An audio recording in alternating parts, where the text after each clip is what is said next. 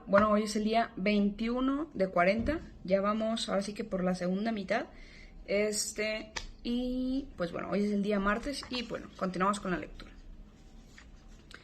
Además de todo esto, los sufrimientos pueden convertirse en un sacrificio efertorial por los demás y para gloria de Dios, como se pide al cristiano de cualquier otra ocasión, según lo que San Pablo dice, sea que coman, sea que beban o cualquier cosa que hagan, háganla para la gloria de Dios. Primera de Corintios. Cuando Nietzsche decía que el cristianismo es una religión para los que sufren, se equivoca si lo que entiende como una doctrina que lleva al hombre a la resignación pasiva, como pasa en los pensamientos deterministas que creen en un destino ciego, como es la religión de los parías en India. En cambio, tendría razón si entendiera el cristianismo como algo que le abre al hombre el doliente horizonte, que lo ayuda a vivir el dolor con gozo espiritual y con sentido a pesar de su inaludible realidad. La ascesis de los valores. Solo el hombre capaz de sacrificarse sabe dar la prioridad a lo más importante y la primicia a lo más grande. Sabe anteponer las normas morales a sus caprichos. Sabe ser generoso, buscar el bien común antes que el propio, desprenderse de muchas cosas para no dejar a los demás sin lo necesario, saber esperar el momento oportuno, saber escuchar, etc. El sacrificio es el precio que hay que pagar para adquirir un valor. Ningún valor se obtiene sin sacrificio. Este se necesita para ser bondadoso, puntual, prudente, paciente, compasivo, fiel, respetuoso, justo, tolerante, disciplinado, etc.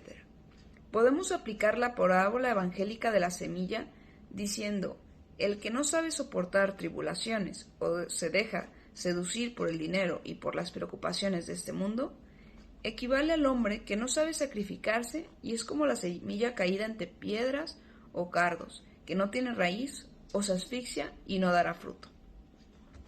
Por otra parte, el más y el mejor siempre acarrean una dosis mayor de sacrificio. El santo, el sabio, el excelente, se forjan en el sacrificio. Para hacer las cosas, alá y se va, y para ser mediocres no se necesita gran esfuerzo ni sacrificio, sino solo dejarse arrastrar. Los valores son lo que motivan al sacrificio, y a cada valor se logra con una determinada ascesis, es decir, con una serie de especiales de sacrificios. Por ejemplo, no solo algunos ejemplos posibles. Ascesis de la verdad. El filósofo Sertillanges dijo, hay que entregarse, sacrificarse a la verdad para que ella se entregue a nosotros.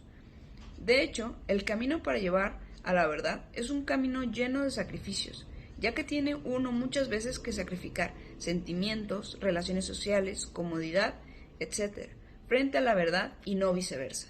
Por ejemplo, quitando tiempo a diversas ocupaciones que nos gustan para dedicarlo al estudio, a la reflexión, a la mortificación, meditación y al diálogo, renunciando al encontrar la verdad a ideas, creencias o costumbres cotidianas, o dejándose cuestionar, dando humildemente razón de lo que uno piensa o hace, esforzándose por profundizar los problemas para no quedarse en verdades a medias, sometiéndose al orden de la lógica, venciendo el miedo a ser juzgado por la verdad y a quedar desnudo ante ella y a tener que obedecerla, teniéndose que oponer a los demás para defender la verdad.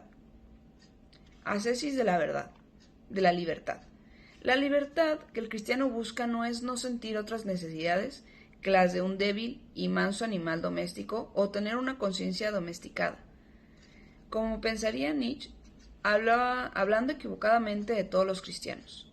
La libertad de la que ahí hablamos es sobre todo la libertad para hacer el bien e incluso el siempre libre albedrío, es decir, tener una voluntad que sea la que nos gobierne por encima de las tendencias, sentimientos o hábitos internos o de costumbres, condicionamientos u otros obstáculos externos. El camino de la conquista de la libertad pasa siempre por el sacrificio.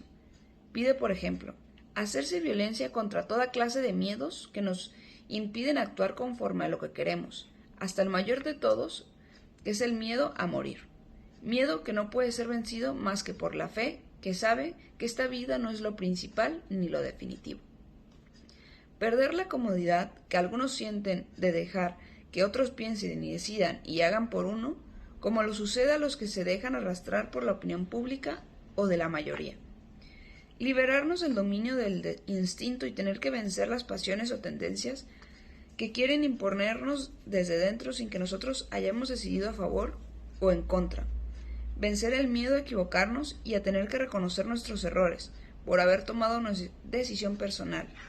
Tener que cargar con las consecuencias de las propias decisiones.